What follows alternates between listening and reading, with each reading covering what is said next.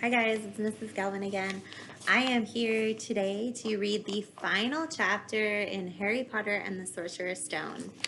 This is chapter 17, The Man with Two Faces.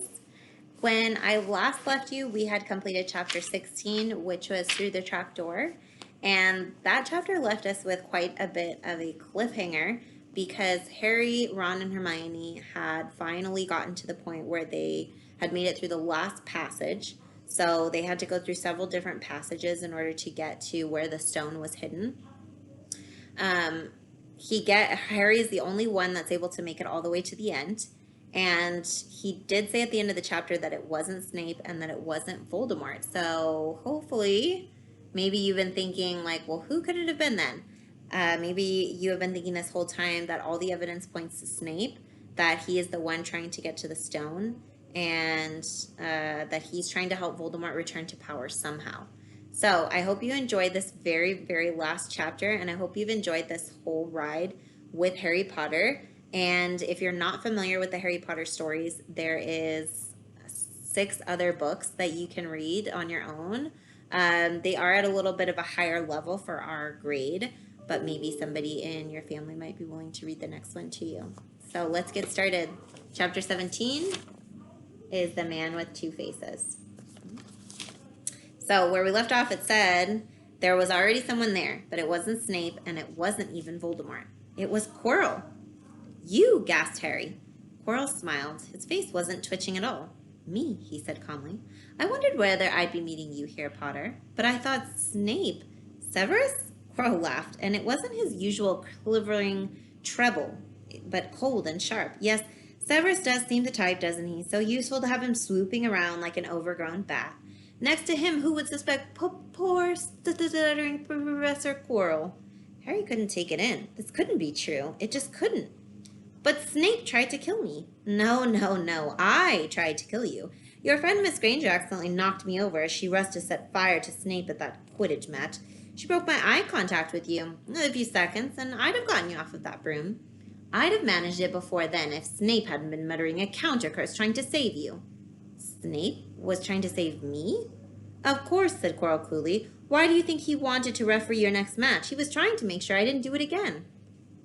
It's funny, really. He needn't have bothered. I couldn't do anything with Dumbledore watching. All the other teachers do anything with Dumbledore watching. All the other teachers thought Snape was trying to stop Gryffindor from winning. He did make himself unpopular, and what a waste of time when after all that, I'm going to kill you tonight. Quirrell snapped his fingers and ropes sprang out of thin air and wrapped themselves tightly around Harry. You're too nosy to live, Potter, scurrying around the school on Halloween like that. For all I knew, you'd seen me coming to look at who was guarding the stone. You let the troll in? Certainly, I have a special gift with trolls. You must have seen what I did to the one in the chamber back there. Unfortunately, while everyone else was running around looking for it, Snape, who already suspected me, went straight to the 3rd floor to head me off. And not only did my troll fail to beat you to death, that 3-headed dog didn't even manage to bite Snape's leg off properly. Now, wait quietly, Potter. I need to examine this interesting mirror. It was only then that Harry realized what was standing behind Quirrell. It was the Mirror of Erised. This mirror is the key to finding the stone, Quirrell murmured, tapping his way around the frame. Trust Dumbledore to come up with something like this, but he's in London. I'll be far away by the time he gets back. All Harry could think of doing was to keep Quirrell talking and stop him from concentrating on the mirror. I saw you and Snape in the forest, he blurted out. Yes, said Quirrell idly. He was on to me by that time, trying to find out how far I'd got. He suspected me all along. Tried to frighten me, as though he could, when I had Lord Voldemort on my side. Quirrell came back out from behind the mirror and stared hungrily into it. I see the stone. I'm presenting it to my master, but where is it? Harry struggled against the ropes binding him, but they didn't give. He had to keep Quirrell from giving his whole attention to the mirror. But Snape always seemed to hate me so much. Oh, he does, said Quirrell casually. Heavens, yes. He was at Hogwarts with your father, didn't you know? They loathed each other, but he never wanted you dead. But I heard you a few days ago sobbing. I thought Snape was threatening you. And for the first time, a spasm of fear flitted across Quirrell's face. Sometimes, he said, I find it hard to follow my master's instructions. He is a great wizard, and I am weak. You mean he was there in the classroom with you, Harry gasped? He is with me wherever I go, said Quirrell quietly. I met him when I traveled around the world, a foolish young man I was then, full of ridiculous ideas about good and evil. Lord Voldemort showed me how wrong I was. There is no good and evil, there is only power, and those too weak to seek it. Since then, I have served him faithfully, although I have let him down many times. He has had to be very hard on me. Quirrell shivered suddenly. He does not forgive mistakes easily. When I failed to steal the stone from Gringotts, he was most displeased. He punished me and decided he would have to keep a closer watch on me. Quirrell's voice trailed away, and Harry was remembering his trip to Diagon Alley. How could he have been so stupid? He'd seen Quirrell there that very day, shaken hands with him in the leaky cauldron. Quirrell cursed under his breath.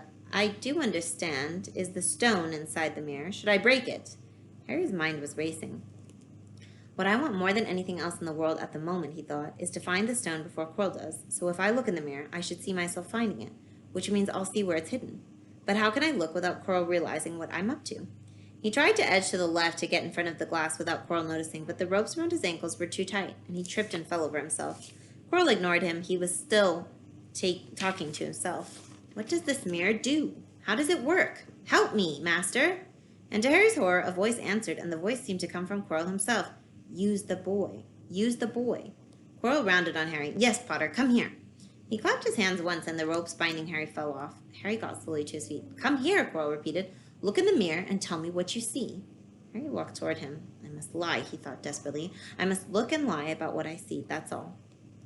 Quirrell moved close behind him, and Harry breathed in the funny smell that seemed to come from Quirrell's turban. He closed his eyes, stepped in front of the mirror, and opened them again. He saw his reflection, pale and scared-looking at first, but a moment later the reflection smiled at him. It put its hand into its pockets and pulled out a blood-red stone. It winked and put the stone back in its pocket. And as it did so, Harry felt something heavy drop into his real pocket. Somehow, incredibly, he'd gotten the stone. Well, said Quirrell impatiently, what do you see? Harry screwed up his courage. I see myself shaking hands with Dumbledore. I've won the House Cup for Gryffindor. Quirrell cursed again. Get out of the way, he said. As Harry moved aside, he felt the Sorcerer's Stone against his leg. Dare he make a break for it?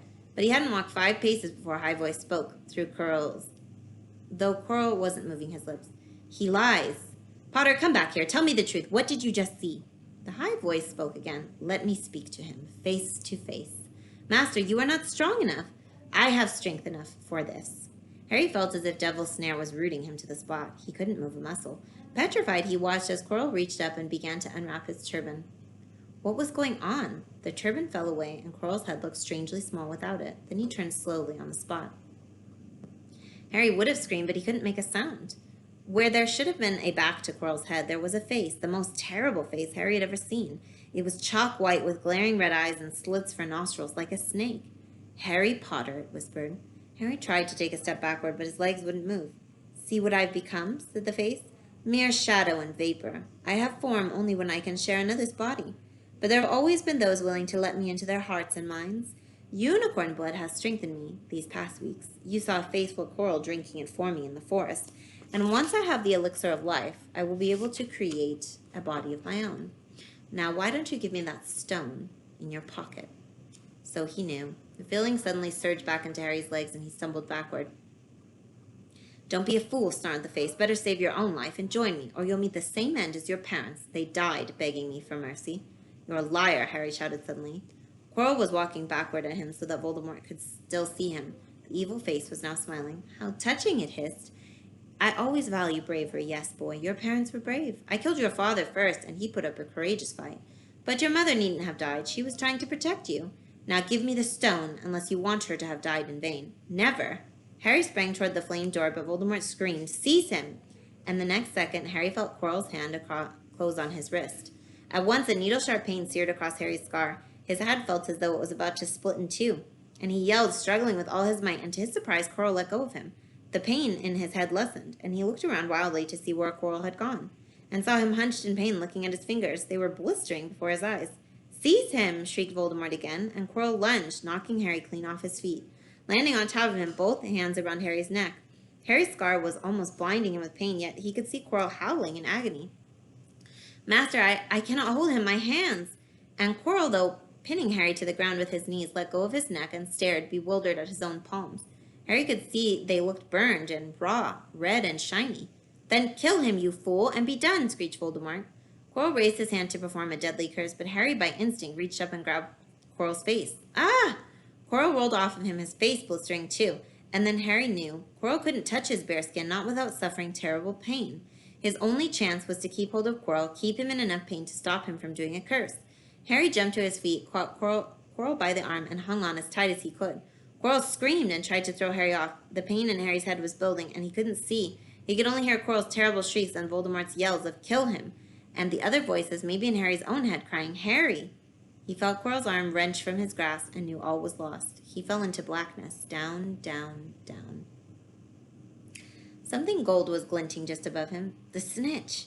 He tried to catch it, but his arms were too heavy. He blinked. It wasn't the snitch at all. It was a pair of glasses. How strange. He blinked again. The smiling face of Albus Dumbledore swam into view above him. "Good afternoon, Harry," said Dumbledore. Harry stared at him, and then he remembered. "Sir, the stone. It was Quirrell. He's got the stone. Quick!" "Calm yourself, dear boy. You're a little behind the times," said Dumbledore. "Quirrell does not have the stone." "Then who does, sir? Harry, please relax, or Madame Pomfrey will have me thrown out." Harry swallowed and looked around him. He realized he must be in the hospital wing. He was lying in bed with white linen sheets, and next to him was a table piled high with what looked like half the candy shop. "Tokens from your friends and admirers," said Dumbledore, beaming. "What happened down in the dungeons between you and Professor Quirrell is a complete secret. So naturally, the whole school knows. I believe your friends, Misters Fred and George Weasley, were responsible for trying to send you a toilet seat. No doubt they thought it would amuse you. Madame Pomfrey, however, felt it might not be very hygienic and confiscated it." "How long have I been in here?" 3 days. Mr. Ronald Weasley and Miss Granger will be most relieved you have come around, and they have been extremely worried. But, sir, the stone. I see you are not to be distracted. Very well, the stone. Professor Quirrell did not manage to take it from you. I arrived in time to prevent that. All you were doing very well on your own, I must say. You got there. You got Hermione's owl? We must have crossed in mid-air. No sooner had I reached London that it became clear to me that the place I should be was the one I had just left. I arrived just in time to pull Quirrell off of you. It was you. I fear I might be too late. You nearly were. I could have kept him off the stone much longer. Not the stone, boy, you. The effort involved nearly killed you. For one terrible moment there, I was afraid it had. As for the stone, it has been destroyed. Destroyed, said Harry. But your friend, Nicholas Flamel. Oh, you know about Nicholas, said Dumbledore, sounding quite delighted. You did do the thing properly, didn't you? Well, Nicholas and I have had a little chat and agreed it's all for the best. But that means he and his wife will die, won't they? They have enough elixir stored to set their affairs in order, and then, yes, they will die. Professor Dumbledore smiled at the look of amazement on Harry's face. To one as young as you, I'm sure it seems incredible, but to Nicholas and Perenelle, it really is like going to bed after a very, very long day. After all, to the well-organized mind, death is but the next great adventure. You know, the stone was really not such a wonderful thing, as much money and life as you could want. The two things most human beings would choose above all. The trouble is, humans do have a knack of choosing precisely those things that are the worst for them. Harry lay there, lost for words. Dumbledore hummed a little and smiled at the ceiling. Sir, said Harry, I've been thinking, even if the stone is gone, you know who. You can call him Voldemort, Harry. Always use the proper names for things. Fear of a name increases fear of the thing itself. Yes, sir. Well, Voldemort's going to try other ways of coming back, isn't he? I mean, he hasn't gone, has he? No, Harry, he is not. He is still out there somewhere, perhaps looking for another body to share. Not being truly alive, he cannot be killed. He left Quirrell to die. He shows just as little mercy to his followers as his enemies. Nevertheless, Harry, while you may only have delayed his return to power, it will merely take someone else who is prepared to fight what seems a losing battle next time. And if he is delayed again and again, why, he may never return to power. Harry nodded but stopped quickly because it made his head hurt. Then he said, Sir, there are some other things I'd like to know if you can tell me. Things I want to know the truth about. The truth, Dumbledore sighed. It is a beautiful and terrible thing, and should therefore be treated with great caution. However, I shall answer your questions unless I have a very good reason not to, in which case I beg you'll forgive me. I shall not, of course, lie. Well, Voldemort said that he only killed my mother because she tried to stop him from killing me. But why would he want to kill me in the first place? Dumbledore sighed very deeply this time. Alas, the first thing you ask me. I cannot tell you. Not today, not now. You will know one day.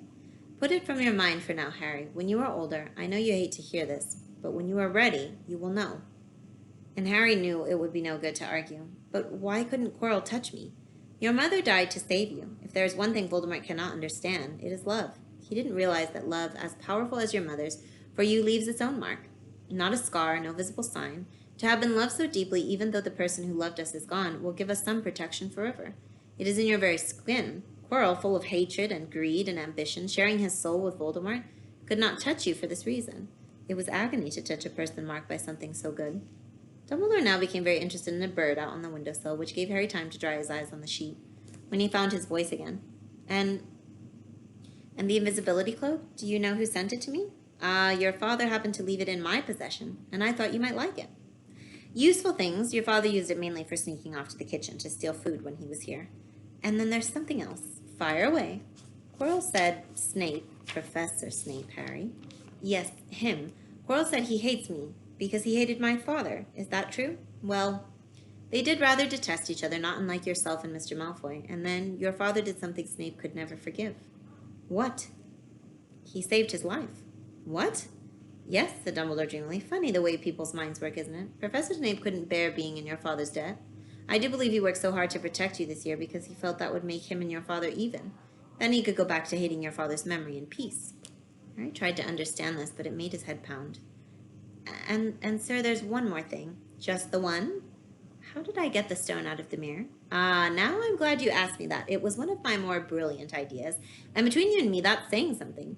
You see, only one who wanted to find the stone, find it, but not use it, would be able to get it. Otherwise, they just see themselves making gold or drinking the elixir of life.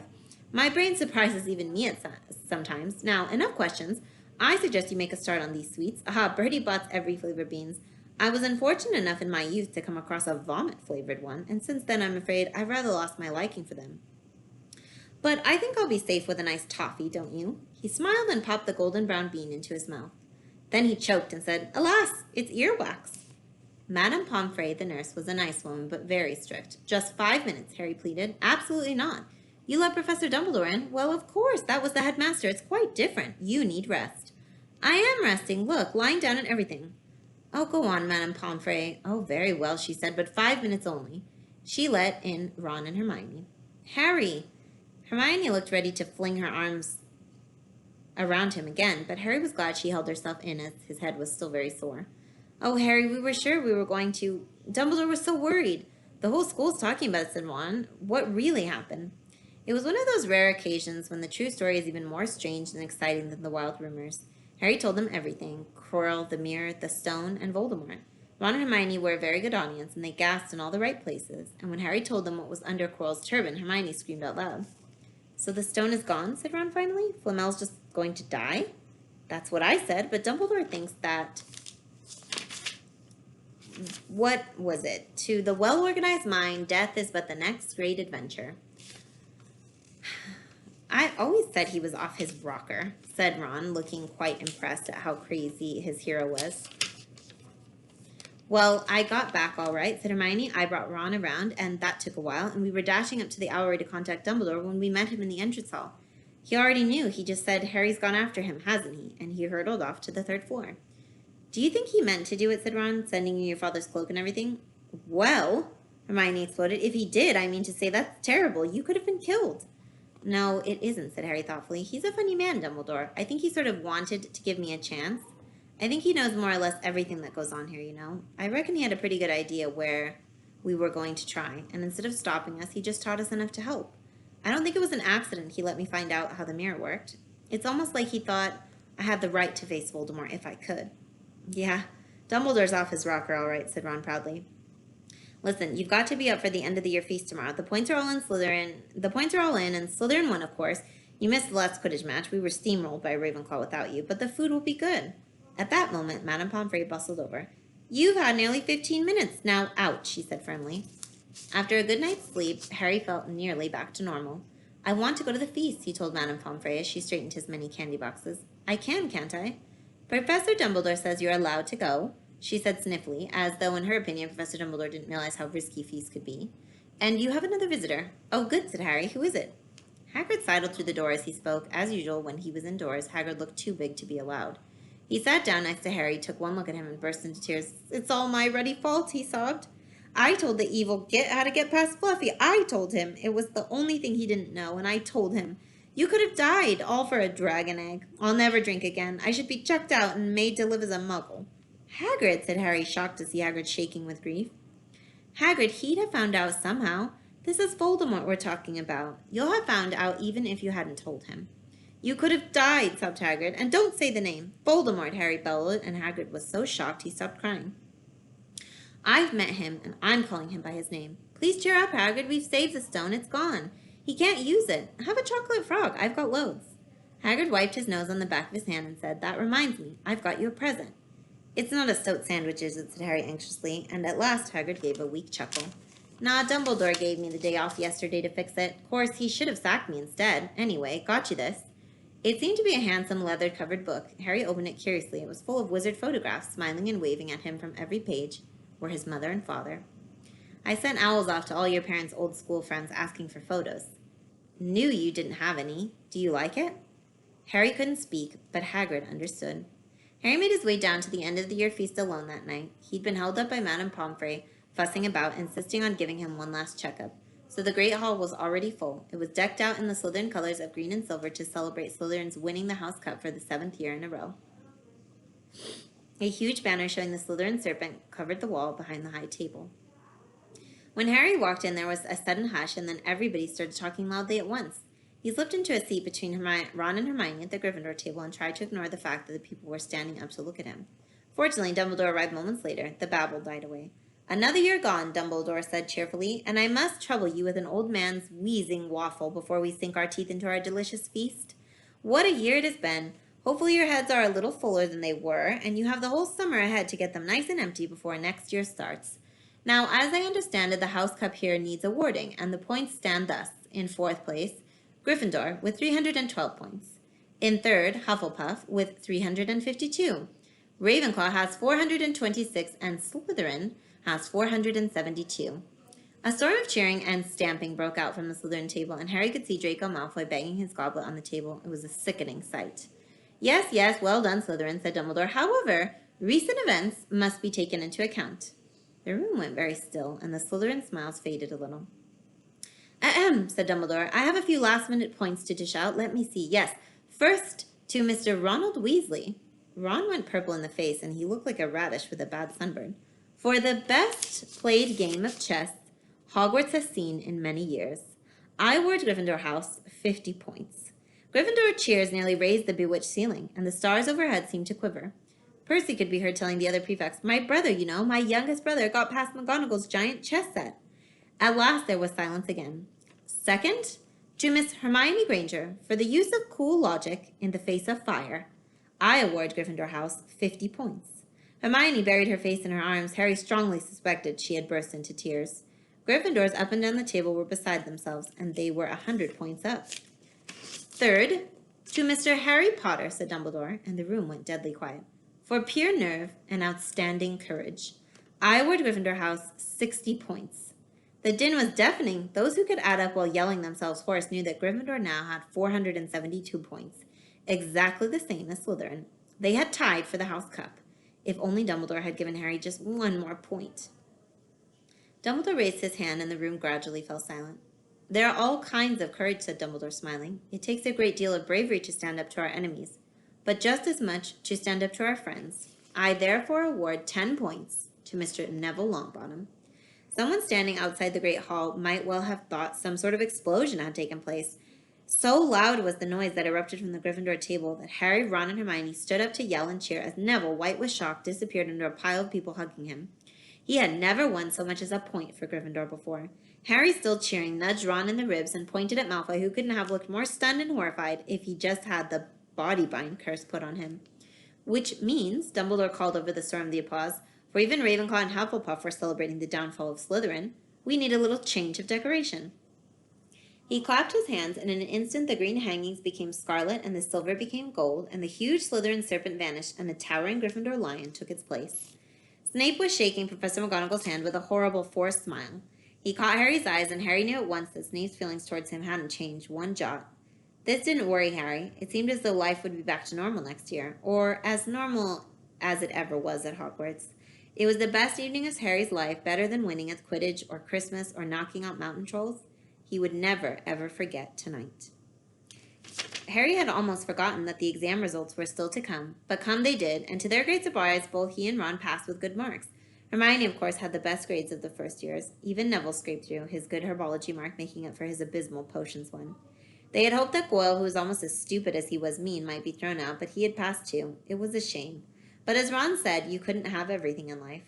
And suddenly their wardrobes were empty and their trunks were packed, and Neville's toad was found lurking in a corner of the toilets. Notes were handed out to all students, warning them not to use magic over the holidays.